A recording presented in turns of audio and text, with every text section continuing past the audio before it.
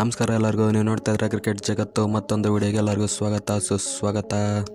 India versus England third test match ಶುರು ಆಗಿದೆ ಇವತ್ತು.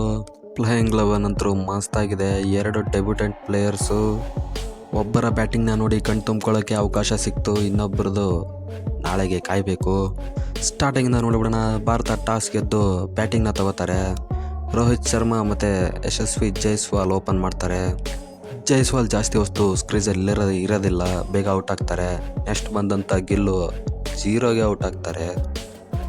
ವೆರಿ ಶಾಕಿಂಗ್ ಅನಿಸುತ್ತೆ. ಲಾಸ್ಟ್ ಮ್ಯಾಚಲ್ಲಿ 100 ಹೊಡೆದ್ಬಿಟ್ಟು ನೆಕ್ಸ್ಟ್ ಮ್ಯಾಚಲ್ಲಿ ಮತ್ತೆ 0ಗೆ ಔಟ್ ಆಗ್ತಾರೆ ಅಂದರೆ ಏನು ಹೇಳೋದು ಅಂತ ಗೊತ್ತಿಲ್ಲ.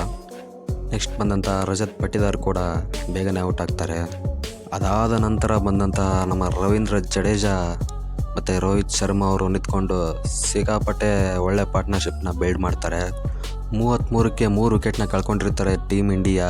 ಅದಾದ ಮೇಗೆ 237 ರನ್ನ ಆಗಿರಬೇಕಾದ್ರೆ 4ನೇ ವಿಕೆಟ್ ಬೀಳುತ್ತೆ. ನೋಡ್ತಿರ್ಬೋದಲ್ಲ ಎಂಥ ಪಾರ್ಟ್ನರ್ಶಿಪ್ ಬಿಲ್ಡ್ ಮಾಡ್ತಾರೆ ರೋಹಿತ್ ಶರ್ಮಾ ಮತ್ತು ರವೀಂದ್ರ ಜಡೇಜಾ. ಇಬ್ಬರು ಕೂಡ ಸೆಂಚುರಿನ ಮುಗಿಸ್ಕೋತಾರೆ ಇವತ್ತು. ರೋಹಿತ್ ಶರ್ಮಾ 131 ರನ್ನ ಗಳಿಸ್ಬಿಟ್ಟು ಔಟ್ ಆಗ್ತಾರೆ.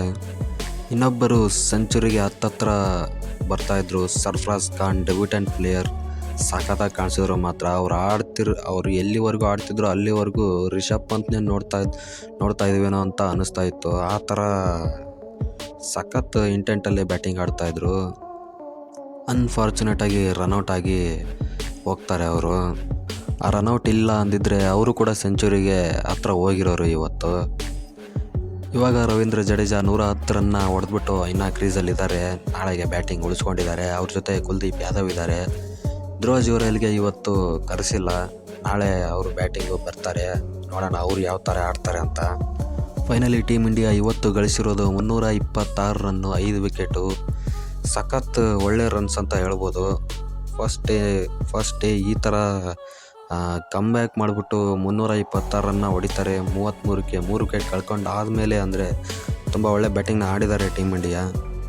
ನೋಡೋಣ ನಾಳೆ ಏನೇನಾಗುತ್ತೆ ಅಂತ. ಸಿಗೋಣ ಮುಂದಿನ ವಿಡಿಯೋದಲ್ಲಿ. Take care, Tata, bye bye.